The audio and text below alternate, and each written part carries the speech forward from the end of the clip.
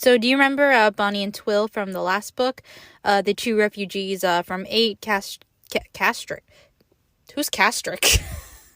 I almost said like a mix of Casper and like Casper, Jasper, Katniss. Like somehow those three names got mixed up at once. Holy shit.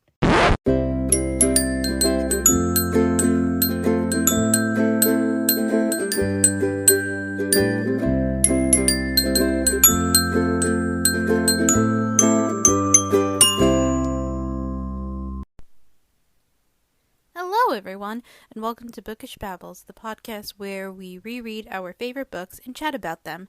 I'm your host, Allison, and without further ado, let's get started.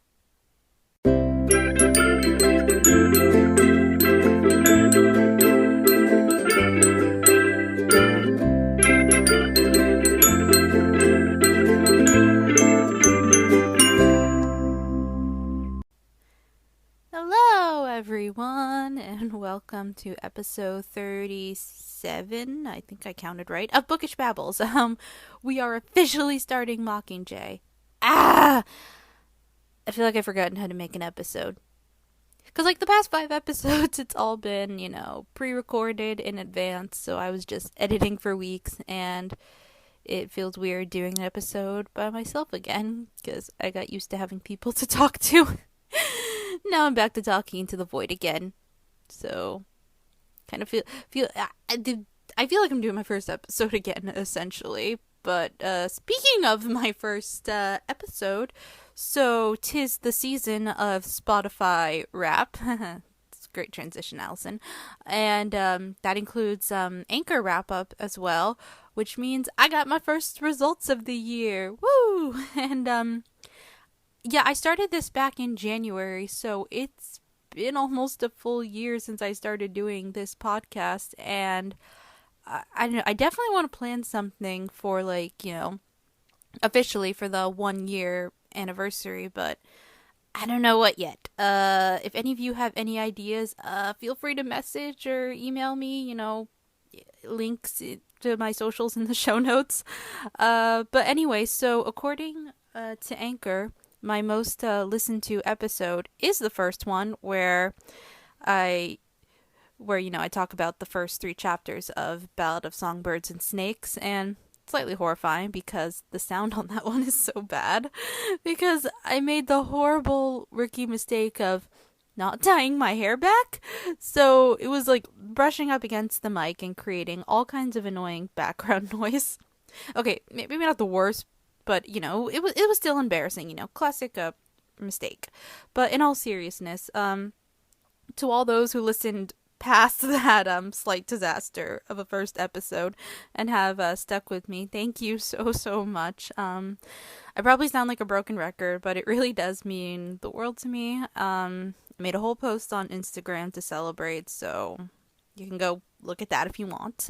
And, speaking of Instagram, doing great with transitions, I do just want to give a quick shout out to a couple of Hunger Games centric Instagram accounts that I've been loving lately. Thank you all very much for keeping the fandom alive and well. First is PETA_Malark. Again, this will be linked in the show notes. It is, of course, a Hunger Games account that primarily focuses on PETA and has a lot of Everlark content, which you guys know that I love and always appreciate. And the other one is Panam_Archives. Again, it'll be linked in the show notes, but they really made a gorgeous design for both the rainbow and the green dress that Lucy Gray wears in Ballad, especially the rainbow dress.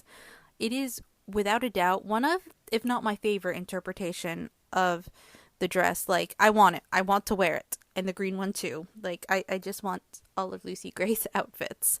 And I can't wait to see, of course, what her outfits will look like for the movie, because I do love the costumes in the original Hunger Games trilogy for the most part. So I have faith that the Lucy Gray's outfits will look amazing too.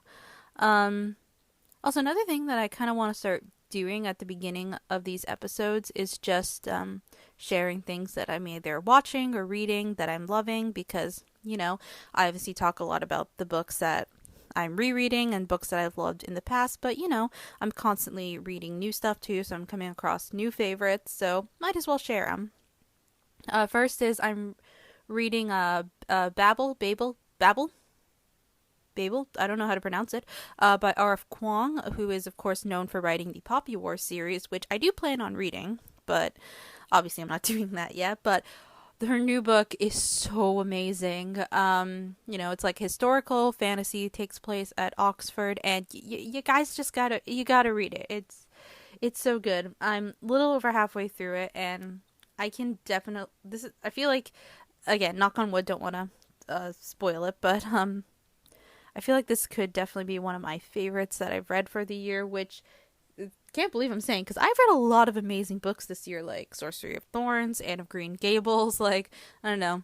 I don't think I can rank the books I've read this year, guys. Like, I can't pick a favorite. Anyway, another thing, I saw Wakanda Forever in theaters, and for those who listened to last week's episode, know that was the movie I sacrificed my sleep for to see twice in theaters. Might go see it a third time, so that should tell you all you need to know about that movie. It's amazing.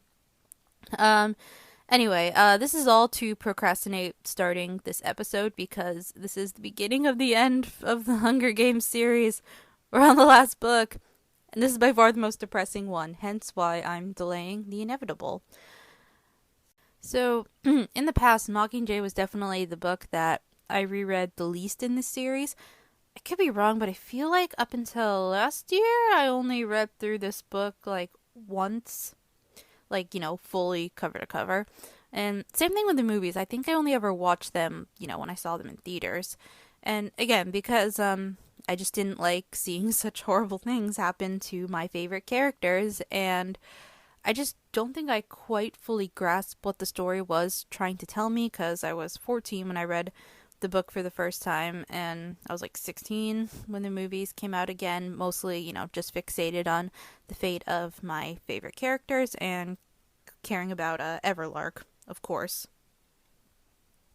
Then 2020 happened, graduated college, my brain developed a little more, supposedly it's supposed to be done now, but I'm not quite convinced.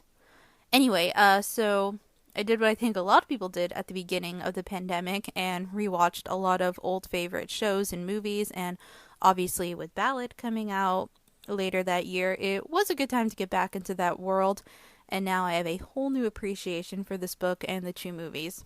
So anyway, with all that being said, I should probably dive into the meat of this episode. This is, without a doubt, the longest intro portion of any episode I've done. So, yeah, let's just get into it. Okay, so this week, we catch up with Katniss. It's been about a month since the events of Catching Fire, and she's not doing well, to say the least. And after seeing the remains of District 12 and a better insight on Peeta's fate, Katniss decides it's time to officially become the Mockingjay.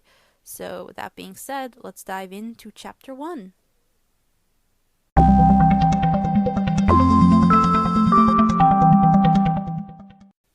Okay, so we are on part 1, The Ashes, and just like I've done every time, we've started with every new book in the series. I'm going to read the first opening lines because, goddammit, Suzanne Collins knows how to open a book. I stare down at my shoes, watching as the fine layer of ash settles on the worn leather. This is where the bed I shared with my sister Prim stood. Over there was the kitchen table. The bricks of the chimney, which collapsed in a shard heap, provide a point of reference for the rest of the house. How else could I orient myself in the sea of gray? Such a wonderful, happy image, am I right? I've noticed that each opening of the books is pretty chilling opening that gets, darker and darker with each book. And this is also a callback to the first scene, all the way back in book 1, because that book opened with Katniss in her home, waking up the morning of the reaping, with her family. Home was standing, and now her home is in ashes. So after that, we learn that it's been a month since the end of the Quarter Quell, and Katniss recaps us on what's happened. So at the end of The Quarter Quell, the rebels rescued Katniss and as many of the surviving victors as they could. The capital then dropped firebombs on District 12 in response to Katniss blowing up the force field around the arena. The only part of 12 that didn't get destroyed was the victor's village, likely so that any capital workers sent out there could have somewhere nice to stay, such as, a reporter or a committee sent to assess the damage, and peacekeepers looking for refugees, but, unlikely for any refugees to return.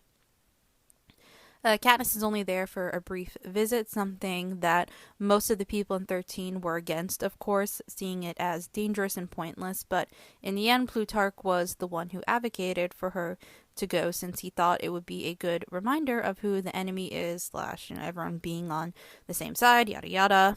And understandably, during that month, Katniss hasn't been doing well, because, surprise, surprise, going through a second Hunger Games and finding out your friend / love of your life's been captured and or possibly dead, and that your home's been destroyed on top of that, doesn't leave you in the best mental state.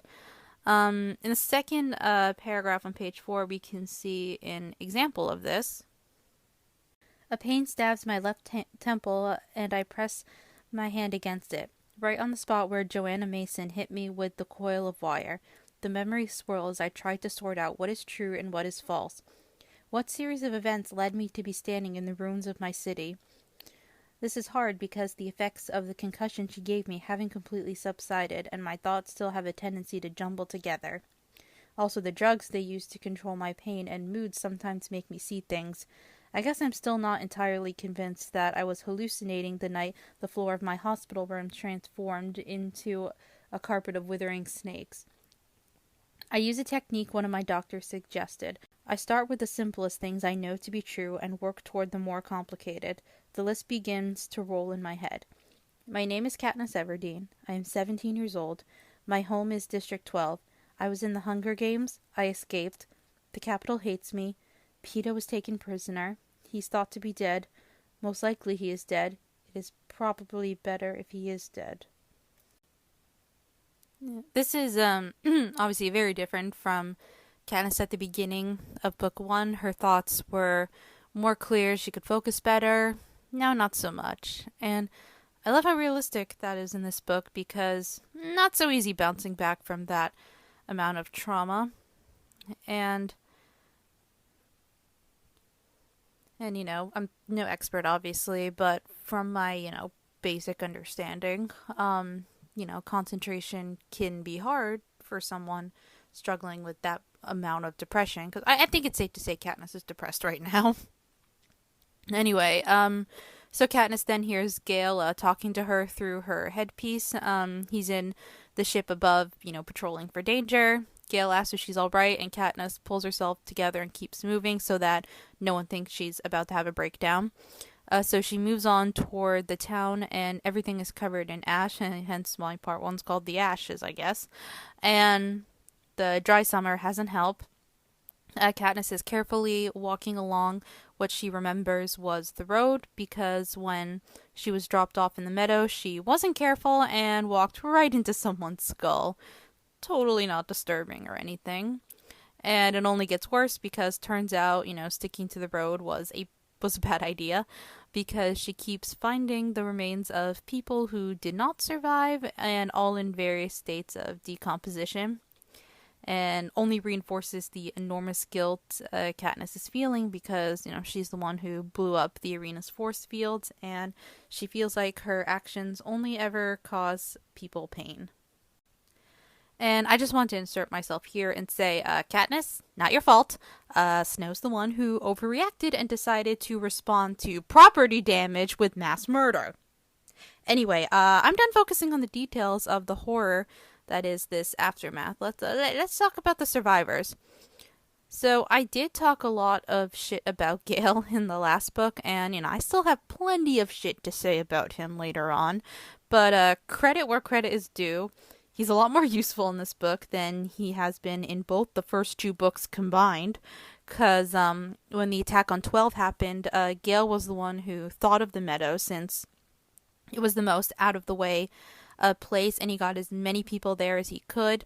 Also, the time between Katniss firing the arrow at the end of the Quell and, the hovercrafts dropping the fire bombs in 12 was only 15 minutes? Like, what? Like, within 15 minutes, the Capitol cut all the power out in 12, had all the peacekeepers evacuated, and the hovercrafts ready with the fire bombs. How ready was Snow to just obliterate 12? But were those hovercrafts just on standby, just waiting for Snow to be pissed off at Katniss? So many questions. But anyway, Gale and the survivors were able to bring down the fence since there was no more electricity powering it.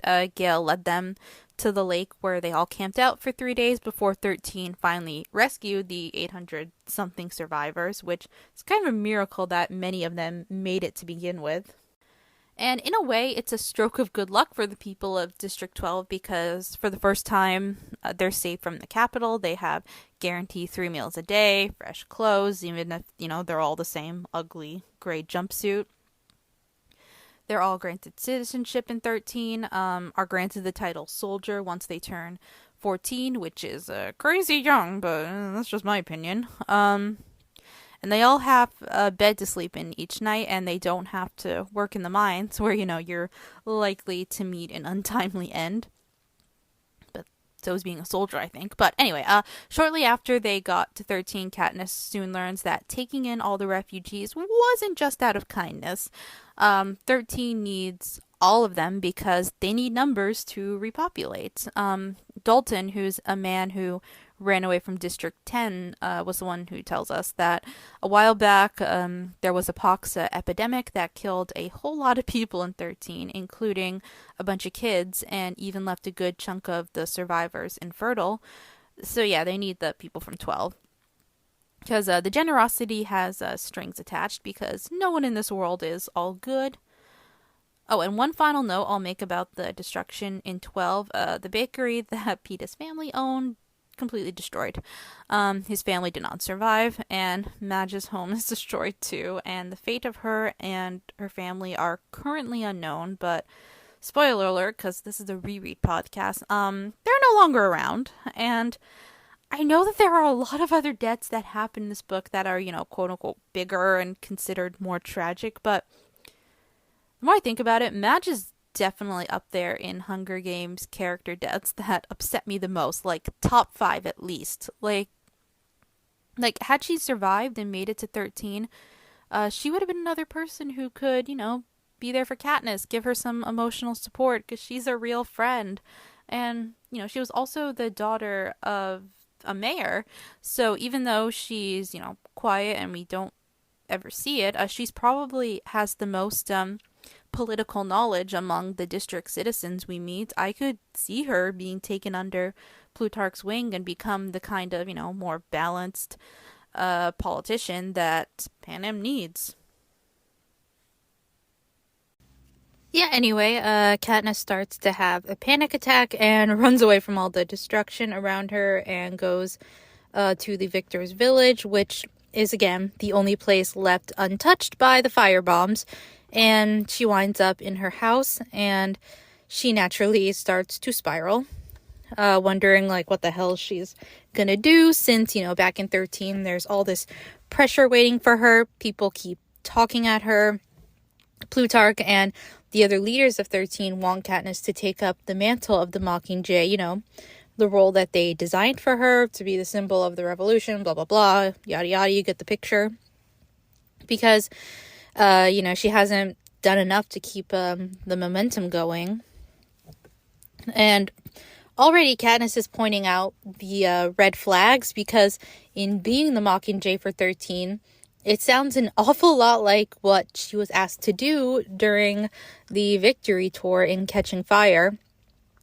Perform for the cameras, read the speeches written for her. It kind of sounds familiar, but I completely glossed over that detail the first time I read it because, it's the rebels. They're the good guys. Surely they're doing this for the right reasons. Gosh darn, I was not ready for this story at 14.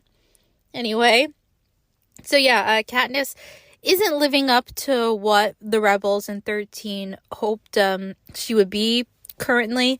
She even overheard President Coin, we'll talk more about her later, Coin say that, they should have rescued PETA first in the arena, and Katniss agrees because we all know PETA performs better on camera than she does. But turns out Katniss is in good company when it comes to being a disappointment, because Finnick isn't doing so hot either. Like Katniss, 13 wants to dress him up as a rebel leader for the cameras too, but he's somehow even more mentally disoriented than Katniss is, mostly because his girlfriend Annie is also being held by the Capitol. So yeah, he's not doing so great. But on the bright side, Katniss has decided to forgive him for being in on the whole conspiracy to break her out of the arena, because it's hard to hold a grudge against someone in his state. I mean, I probably would have forgiven Finnick a lot sooner anyway, because I'm me and he's Finnick. But that's not important right now. So Katniss moves through the house and gathers some stuff to bring back to 13 with her, photo of her parents on their wedding day, a blue ribbon for Prim and the family, a book of medical and edible plants, which includes some of the drawings PETA did. Such a happy time.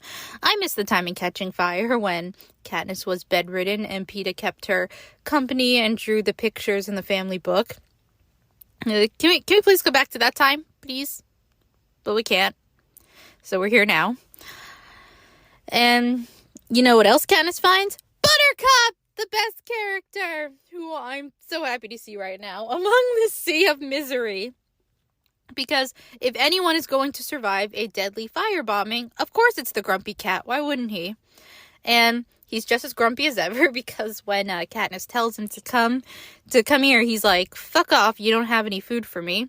But at the sound of Prim's name, the sunshine person he cares about, he gets excited and gets in the bag so Katniss can take him back to 13. Gale then tells Katniss that it's time to go, but there's one more thing that she wants to get before leaving. She goes upstairs to get her father's hunting jacket, which she thankfully moved before going into the quell from her old house.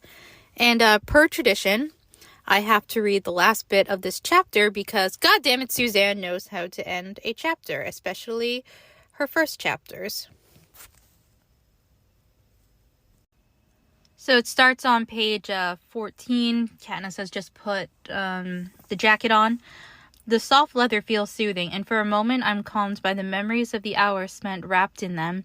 Inexplicably, my palms begin to sweat. A strange sensation creeps up the back of my neck.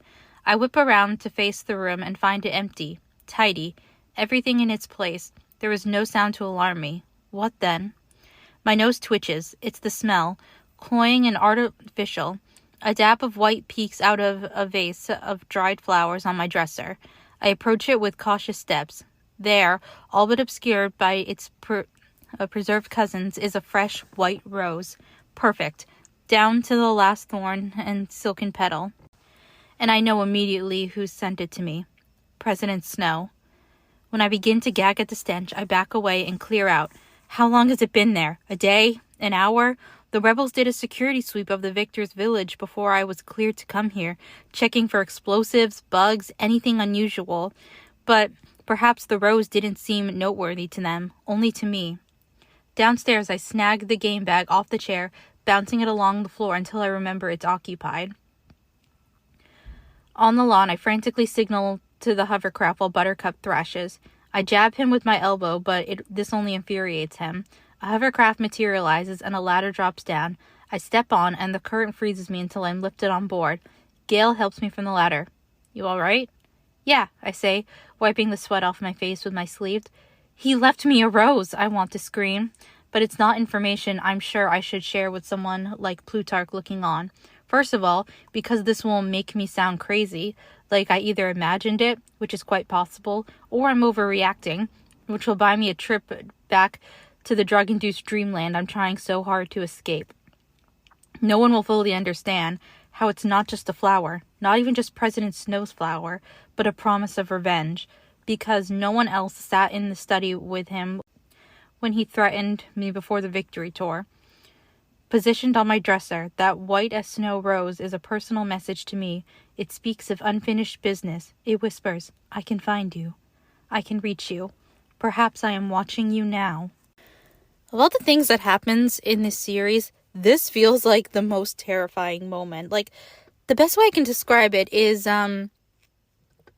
comparing it to the shark in Jaws. So if you've seen that movie, you know that what makes the shark so terrifying is the fact that we don't see it 90% of the time.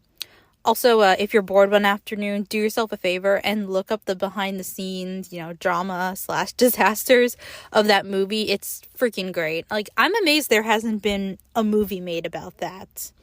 Anyway, it's time for a break. We will talk about chapter 2 when we get back.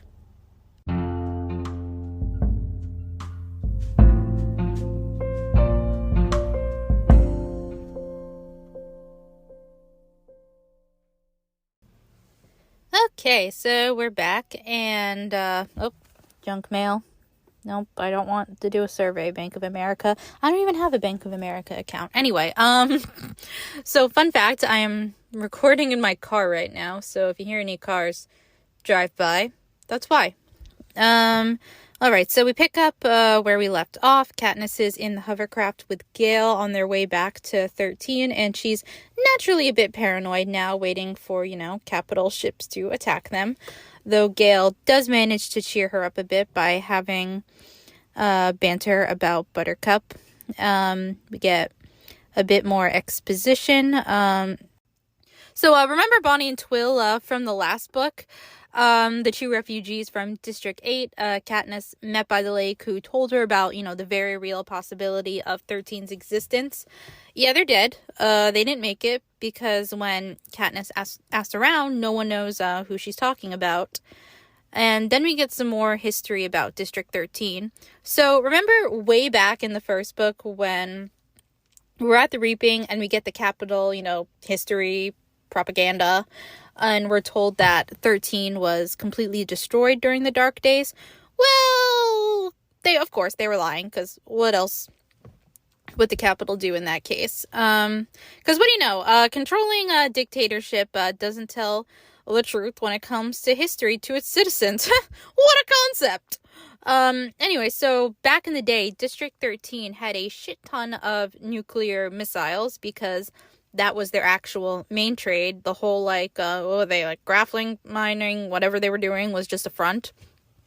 So basically, during the Dark Days, the rebels in 13 aimed all their ammunition at the Capitol when the war, wasn't going in their favor. And they were like, hey, leave us alone and we won't completely annihilate you. And the Capitol said, okay, well, just so you know, we have a shit ton of missiles too that can destroy you. But as a compromise, so that, we don't completely destroy humanity, move underground, because you got all these handy dandy bunkers and we'll just destroy the surface. Cool? And 13 said, okay, cool. And that's what happened. And the Capitol probably assumed that 13 would eventually die out, because, surely there's no way they could survive on their own. But joke's on them. Now here we are.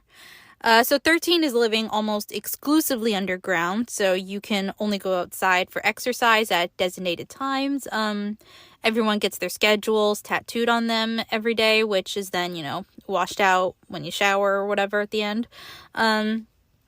Katniss, of course, ignores her schedule except for meals and just falls asleep in either her assigned compartment or whatever random closet she can hide in. Her favorite hiding spot is a supply closet in the education center because, they're so frugal with their supplies that people rarely go in there. Like frugal to the point where Fulvia crumbled up a piece of paper and people glared at her like she had committed murder. Oh, by the way, I forgot to explain who Fulvia Cardew is earlier. So basically, Fulvia is a character who's from the Capitol, and she's basically Plutarch's assistant through all this. But if you've only seen the movie, you don't know who I'm talking about. She's exclusively a book character because in the Mockingjay movies, Fulvia's role is taken over by Effie Trinket because, Suzanne loved Elizabeth Banks as Effie so much, she was like, we'll just write her in Mockingjay, and you know what, it was the right decision, because Effie is the best, and nothing against Fulvia, but it's not the same.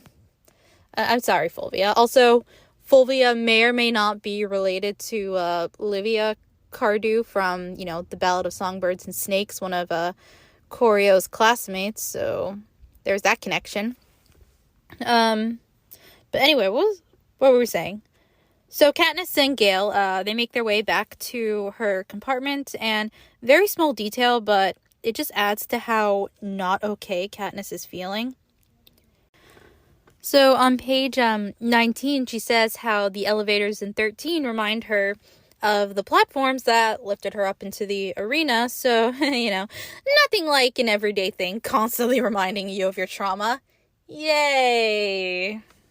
So anyway, Katniss gets back to her compartment where Prim and her mother are waiting, and before they can ask her any questions, she empties her bag, and Prim is, of course, thrilled to see Buttercup, and Mrs. Everdeen is happy to have the wedding photo, so the trip to 12 wasn't a complete waste. So the three of them head down to dinner, but when they meet up with Gale, he gets a message that he and Katniss are wanted in command via his communicuff that he was awarded for, leading all the 12 survivors. When they get to command, everyone is watching something on the screen, and at first Katniss thinks it'll be some more, capital propaganda, but she sees Peeta. He's sitting down for an interview with Caesar Flickerman, looking perfectly all right, which we know is not true, but Katniss doesn't know that yet.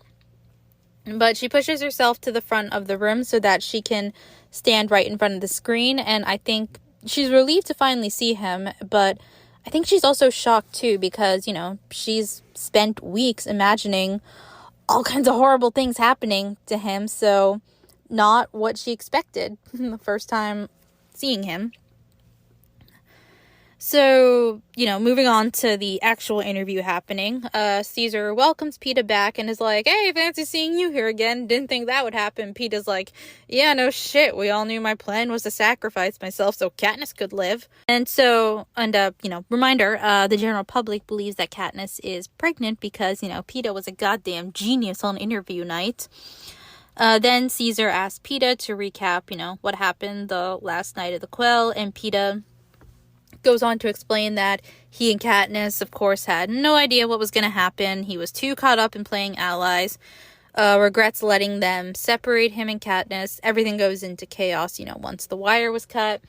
Peeta ran off to find Katniss, sees Brutus kill Chaff, he kills Brutus, and then force field blows up. And Peeta goes on to essentially paint Katniss as, confused and not understanding what she was doing when she fired the arrow. And whereas when Caesar asks him about Haymitch, Peeta's face hardens and he says he doesn't know where Haymitch stands and that he shouldn't have trusted him. And Katniss believes this means that Peeta has guessed how Haymitch lied, kept them both in the dark about the rebel plan, and like Katniss, Peeta feels betrayed by him too. Speaking of Haymitch, Katniss hasn't seen him since the hovercraft after the Quell. Haymitch is currently in seclusion, trying out because there is a strict no alcoholic beverage policy in 13. So Haymitch is truly being forced to sober up now. And anyone who understands how withdrawal symptoms are, let's just say it's not pretty. Haymitch is having a rough time. But anyway, back to the interview. Peeta then goes on to give a speech about how everyone needs to lay down their weapons, calls for a ceasefire, trying to appease to everyone's better nature and how an all-out war could risk their extinction because as far as we know, there are no humans outside of Panem, ? So it's a genuine concern, but then again, who knows? Maybe there's a group of people living out in, Asia or something, watching all this shit that's happening in what used to be North America and wanting to stay the fuck out of this shit show, and I don't blame them. And out of context, coming from someone like PETA, this sounds completely reasonable.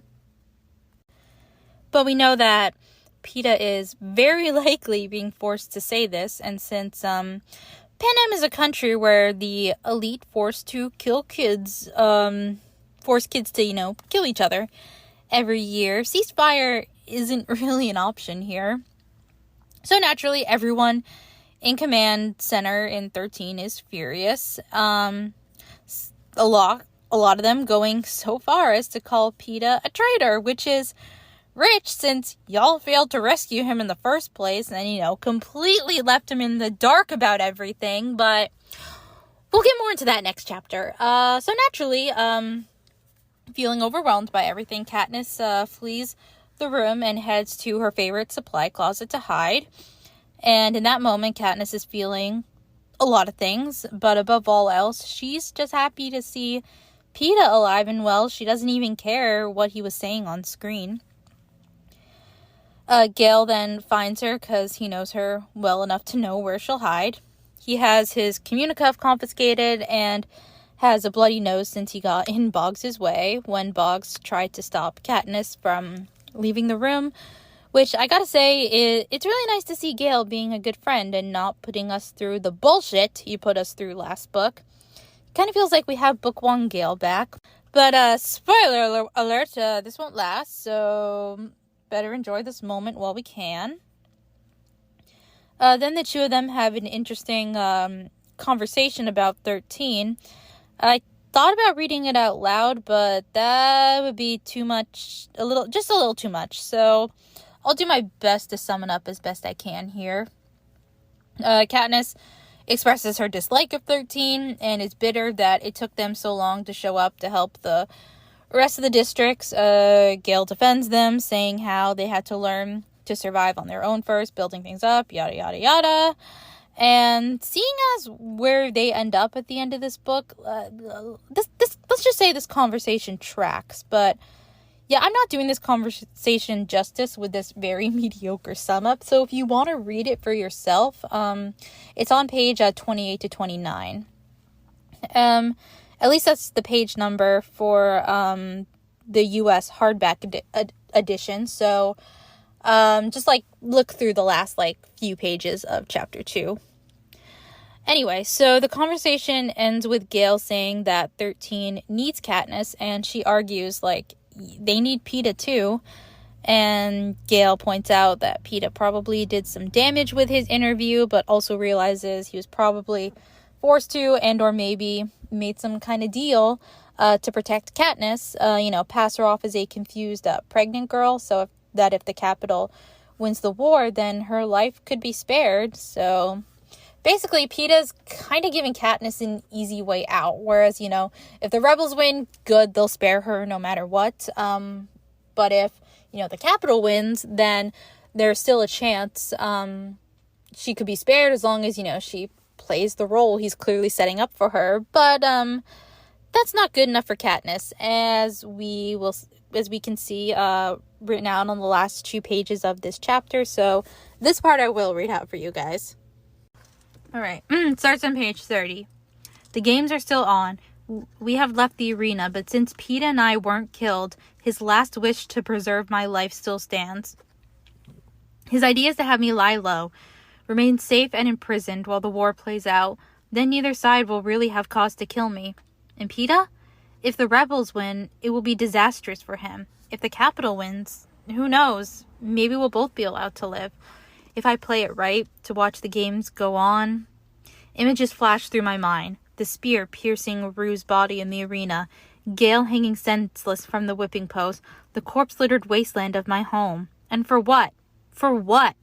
As my blood turns hot, I remember other things. My first glimpse of the uprising in District 8. The victors locked hand in hand the night before the quarter quell. And how it was no accident, my shooting that arrow into the force fields in the arena. How badly I wanted it to lodge deep in the heart of my enemy. I spring up, upsetting a box of 100 pencils, sending them scattering around the floor. What is it? Gale asked. There can't be a ceasefire. I lean down, fumbling as I shove the sticks of dark gray graphite back into the box. We can't go back. I know. Gale sweeps a handful of pencils and taps them on the floor into perfect alignment. Whatever reason Peeta had for saying those things, he's wrong. The stupid sticks won't go in the box, and I snap several in my frustration. I know. Give it here. You're breaking them into bits. He pulls the box from my hand and refills it with swift, conscious motions. He doesn't know what they did to 12. If he could have seen what was on the ground, I start. Katniss, I'm not arguing.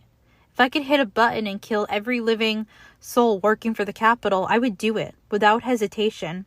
He slides the last pencil into the box and flips the lid closed. The question is, what are you going to do? It turns out the question that's been eating away at me has only ever had one possible answer, but it took Peeta's ploy for me to recognize it. What am I going to do? I take a deep breath. My arms rise slightly, as if recalling the black and white wings Cinna gave me, then come to rest at my sides. I'm going to be the Mockingjay. Okay, first of all, that line that Gale says about, pressing a button to kill everyone working for the Capitol, big red flag coming from him. Maybe that should be a counter. Gale, red flag. I probably should have started that counter a long time ago, like way back in book 1, because there were some red flags there. But anyway, good for you, Katniss. Taking action. We love to see it. Just please take care of yourself. Okay. Break time. When we come back, we'll, of course, talk about Chapter 3.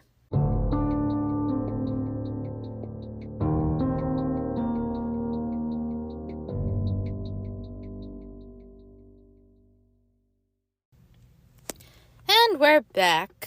So we jump to later that night. Everyone is asleep except for Katniss.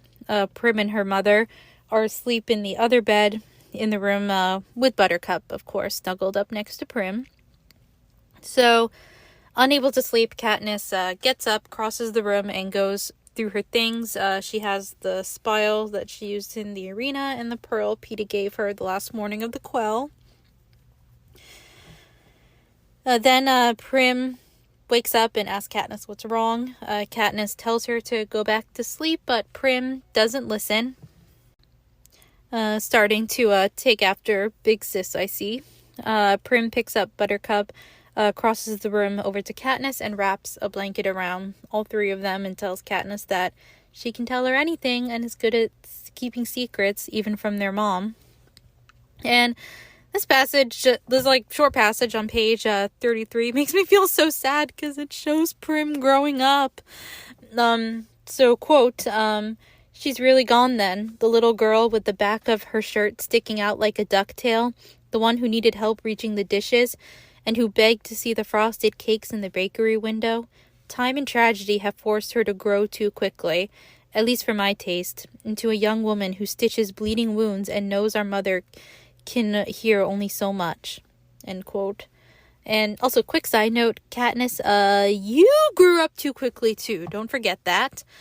Trust me, as an oldest sibling, I get how easy it is to do. And in this book, we start to see a real glimpse into the kind of person Prim will grow up to be. Unfortunately, we don't get to see that. Anyway, so Katniss tells Prim that she plans on becoming the Mockingjay now, and I love how Prim's first reaction isn't to be like, oh, nice, or no, don't do it. Like, she isn't offering an opinion. She checks in with Katniss first, asking her if she wants to do it or if she feels forced to do it. And we always say how Katniss is an amazing sister and, obviously, volunteers for her way back in the first book. But, Prim is a pretty damn good sister as well. And Katniss believes that it could be a mix of both, to answer Prim's question. She obviously wants to take down Snow, but is worried about what will happen to Peeta if they win, because, he could be treated as a traitor. But Prim points out just how important she is to the cause, and she could ask for just about anything, and they'd have to give it to her. Katniss also learned her lesson from the last book, and, anything said behind closed doors isn't a guarantee to stick. So she'll have to make her demands and make sure the conditions are announced publicly so that it'll be harder for 13 to go back on their word. So she'll make sure that Coin says it in front of the whole district. Then they go back to sleep. In the morning, they go to breakfast, and Katniss and Gale then go to command after that.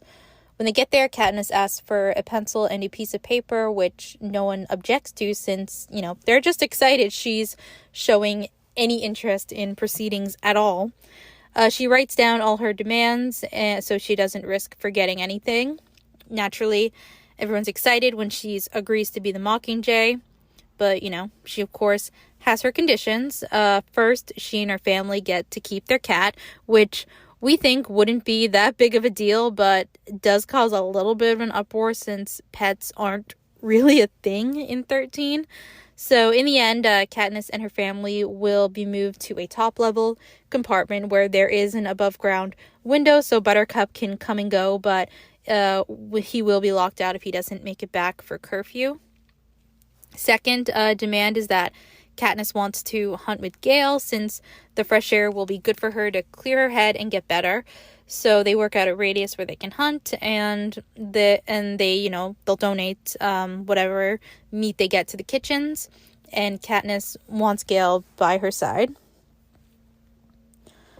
Obviously, since he's her friend and he can support her. Coin also has the audacity to ask if she wants to present Gale as her new lover, which... Plutarch swoops in to save her from the awkward moment, saying that it's a good idea to keep the romance with Peeta going since, seemingly discarding him so soon could make people lose sympathy for Katniss. And again, everyone thinks that she's pregnant with his child. Not yet, though. And, rude of Coin to think that she could just so easily toss Peeta aside like that. Like, what the fuck? And also, for appearances, probably a good idea to keep presenting Katniss and Gale as cousins, since, that's what everyone thinks anyway. Because continuity is important when telling a story, though this makes both Gale and Katniss uncomfortable.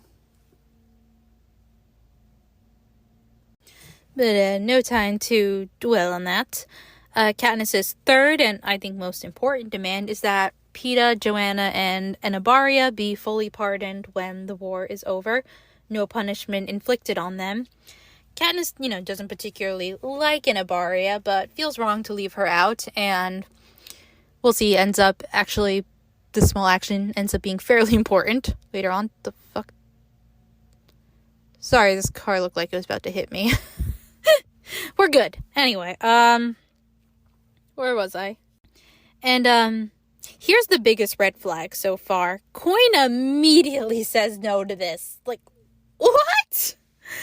Because, as Katniss points out, it's not their fault that they were abandoned in the arena. Peeta wasn't even in on the plan. He had no idea what was going on. He was essentially an innocent, pawn bystander person in both the Capital and 13's plan. And Joanna was straight up helping you guys, and y'all left her to suffer. But no, Coin insists that, they'll be given a fair trial when the war is over. Even dumb 14-year-old me was like, that's weird. Should have made me hate Coin completely right away. And I love what Katniss has to say after all that, so I'll read it. It starts on page 41. So this is on page 41. Katniss says, they'll be granted immunity. I feel myself rising from my chair, my voice full and resonant. You will personally pledge this in front of the entire population of District 13 and the remainder of 12. Soon, today, it will be recorded for future generations. You will hold yourself and your government responsible for their safety, or you'll find yourself another Mockingjay. My words hang in the air for a long moment. That's her, I feel Fulvia hiss to Plutarch. Right there, with the costume, gunfire in the background, just a hint of smoke. Yes, that's what we want, says Plutarch under his breath. I want to glare at them, but I feel it would be a mistake to turn my attention from Coin. I can see her tallying the cost of my ultimatum, weighing it against my possible worth. What do you say, President? Asked Plutarch. You could issue an official pardon, given the circumstances. The boy, he's not even of age. All right, Coin says finally, but you'd better perform. I'll perform when you've made the announcement, I say. You go, Katniss. Our Mockingjay, everyone. Woo! So, they agree to make the announcement later that day, and Katniss gives her final request, and that she'll get to kill Snow. And Coin actually smiles at this, and her answer is basically, when the time comes, I'll flip you for it. Which I think is the closest these two ever come to bonding. Then Coin leaves, and Plutarch takes over with Katniss from there. And we get the most relatable Plutarch moment here. He expresses how much he misses coffee, and I understand. I understand that feeling completely. Anyone in my life who knows me knows that I am a demon first thing in the morning before my first sip of coffee. The only one I am nice to is my dog. Anyway, then Plutarch shows Katniss the sketches for her Mockingjay outfit designed by none other than Cinna. Cue the emotions here. And we can assume that Cinna made these in the weeks leading up to the Quarter Quell, since we have confirmation that he died shortly after we saw him get beat up and dragged away by peacekeepers, which just makes the message he wrote for Katniss in one of the sketches hurt even more. It says, "I'm still betting on you." Ah! And also the fact that he respected Katniss so much, like, he made Plutarch promise not to show Katniss the designs unless she decided to be the Mockingjay on her own. Why do all the good characters have to die, Suzanne? Why? Why? I love you, but why? Anyway, I can do this. So Plutarch goes on to explain that they're going to shoot a series of propos featuring Katniss, of course, to inspire people in the districts. Oh, there goes another car. With Beetee, he can manipulate the airwaves so they can get the word out to people in the districts. It's going to take some time before they can air those in the capital, but, progress is progress. And Fulvia is focused on how Katniss is going to be presented on camera, saying that Katniss has to be something because her natural look doesn't cut it. And this is why you were replaced with Effie in the movie, Fulvia. And Gale sums it up by saying, so well-intended, yet so insulting. But, I don't know, Effie feels less insulting somehow. Anyway, they head down to compartment 39, and they're blocked by a guard, and both Katniss and Gale sense something fishy. Katniss hears some suspicious noises from behind the door, so she and Gale come up with a quick plan on the spot so she can get in. And I'll just read it for you because there's like a paragraph and a half left of this chapter. From behind door 3908 comes a sound, just a tiny whimper, like something a cowed dog might make to avoid being struck, only all too human and familiar. My eyes meet Gale's for just a moment, but it's long enough for two people who operate the way we do. I lets in a sketchbook fall at the guard's feet with a loud bang. A second after he leans down to retrieve it, Gale leans down too, intentionally bumping heads. Oh, I'm sorry, he says with a light laugh, catching the guard's arm as if to steady himself, turning him slightly away from me. That's my chance. I dart around the distracted guard, push open the door marked 3908, and find them, half naked, bruised, and shackled to the wall. My prep team. Dun dun dun! That's it. That's the end of the chapter. Did not expect to see, the prep team ever again, so what the fuck, and why are they like this? Okay, yep, fishy things happening here. So, with all that being said, that is the end of this episode. We will deal with the aftermath of all that next time, because next time, what are we? Chapters 4 to 6. Yes, I can count. I know basic counting and numbers and math, I promise. But yeah, I think that's everything. Check the show notes for, of course, my socials and the Instagram accounts that I shouted out at the beginning of the episode. Thank you all so much for listening. I know I sound like a broken record when I say it, but I definitely mean it. I hope you're all taking care of yourselves during this holiday season. I know it can be a little stressful sometimes. I know I certainly get caught up in everything and I can feel a little overwhelmed, but we got this, guys. Again, thank you for listening. Hope y'all have a great day / night, and I will talk to you next time. Bye!